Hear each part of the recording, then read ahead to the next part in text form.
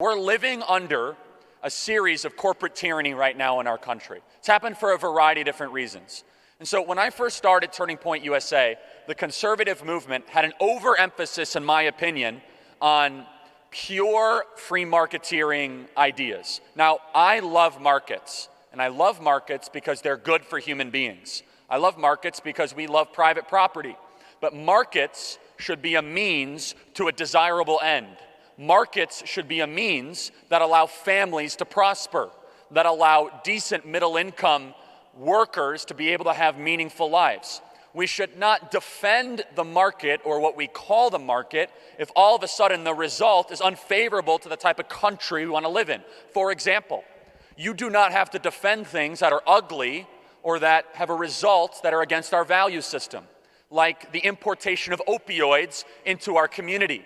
We should say there's something wrong when a business model is to try to addict you and your friends on a substance that destroys lives. That is not defending the free market. In fact, we should say those people should go to jail for pushing opioids into our community. Another example, of course, is this idea of big tech. This is something that almost every single speaker has talked about throughout the last couple of days. But people say, well, Charlie, they are private companies. You can't touch them because they are not bound by the First Amendment. A couple things on this. Number one, they are information highways, no different than we have interstate highways. Interstate highways sometimes are privately funded. Chicago Skyway, coming from Indiana to Chicago, is a private highway. But it's illegal under federal law if the owners of that private highway say, you know what, we're not going to allow Trump supporters to drive on this highway. We're not going to allow socialists to drive on this highway. Could you imagine if all of a sudden American Airlines came out and they said anyone who listens to the Charlie Kirk Show podcast is not allowed to board this airplane?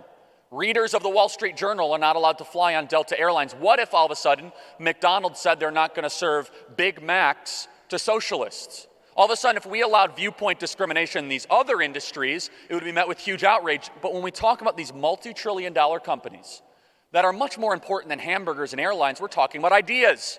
We're talking about how people view the world. All of a sudden, we're supposed to act as if they're the local barber shop, that they deserve the same types of protection. But their business model is unique because while we think there is no charge to use these big tech companies, in reality, they're not giving you a product or service. They're selling you. You are what they sell. You are their product. Do you notice that only addictive drugs and social media companies call the people who use their platforms users?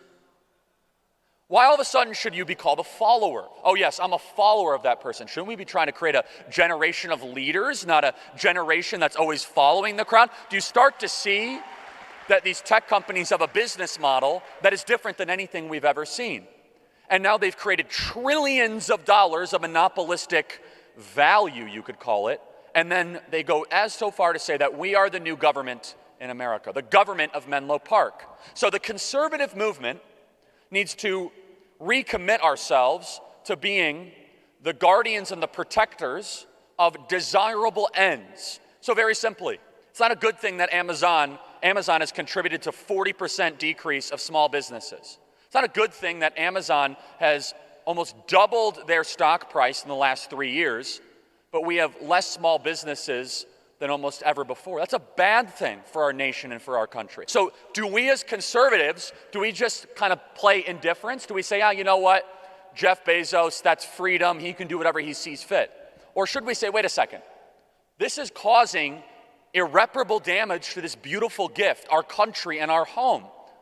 It's not a good thing when Amazon is worth $1.8 trillion and average family incomes are going down. Now, I'm not suggesting we nationalize Amazon or confiscate all the resources. I'm saying this, that you guys should not pay a higher tax rate than Amazon or Jeff Bezos. That's a very simple thing, that Jeff Bezos should not be able to pay a lower corporate tax rate or personal tax rate. So we have to differentiate between this idea of markets, which we like, this idea of private property, which we like, and entrepreneurship, which we really like, and this idea of entrenched corporate bureaucracy. We need to stand for capitalism, not corporatism.